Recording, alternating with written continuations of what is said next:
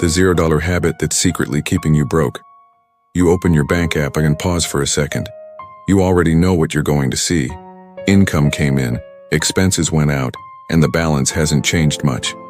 This isn't unusual. In fact, for most people, this is normal.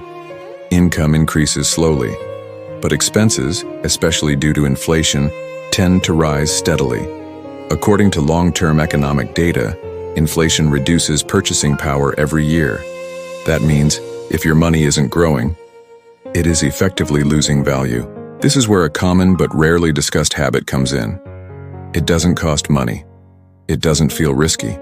But over time, it has a measurable financial impact. That habit is delay. You delay investing. You delay learning new income skills. You delay making financial decisions, not because you're careless, but because you're waiting for better conditions. More money, more time, more clarity. This is a rational thought. But here's the problem. In personal finance, time plays a critical role. Let's look at a simple example.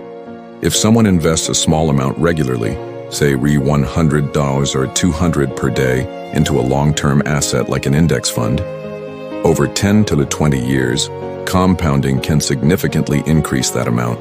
This is not theory. This is how compound growth works mathematically. But if someone delays investing for even 5 to 10 years, the final outcome can be significantly lower, even if they invest larger amounts later. So the cost of delay is not visible immediately, but it is real. The same applies to skills. If you spend even 30-60 minutes daily learning something valuable, like communication, freelancing, digital tools, or technical skills, over time, this can create additional income opportunities. There are countless real-world examples of people building side income through skills learned online. But if that learning is delayed, the opportunity is also delayed. Now consider how time is actually spent. Many people don't lose money directly. They lose time without realizing its value. Hours spent on passive consumption, scrolling, watching, reacting, don't create financial growth. This isn't about eliminating entertainment.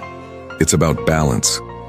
Because time is a limited resource, and how you use it directly affects your financial future. There's also a psychological factor. People tend to avoid starting when outcomes are uncertain. This is normal human behavior. But in finance, waiting for certainty often leads to inaction, and inaction has consequences. Meanwhile, external pressures continue. Inflation increases costs. Job markets change. Technology shifts skill demand. These are not opinions.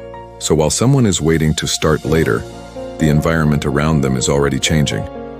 Over time, this creates a gap, not just in income, but in capability. One person starts early, even with small steps. Another delays, even with better intentions. Years later, the difference becomes clear, not because of luck, but because of consistent action versus delayed action. So what's the practical takeaway? You don't need large capital to start. You need consistency. Start small, invest regularly, learn continuously. Even modest actions repeated over time can lead to meaningful results. This doesn't mean instant success. There will be slow periods, mistakes, adjustments.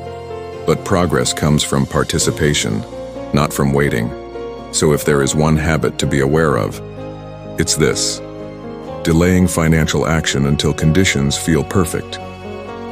Because in reality, conditions are never perfect. And starting earlier has a proven advantage. Over time, this approach builds better financial awareness, improved income potential, and stronger long-term stability. In the end, personal finance is not just about how much you earn. It's about what you do consistently with time and money. And small, repeated actions matter more than occasional big decisions. If this video helped you, make sure to like and subscribe. And feel free to share your thoughts in the comments. Your feedback helps improve future content.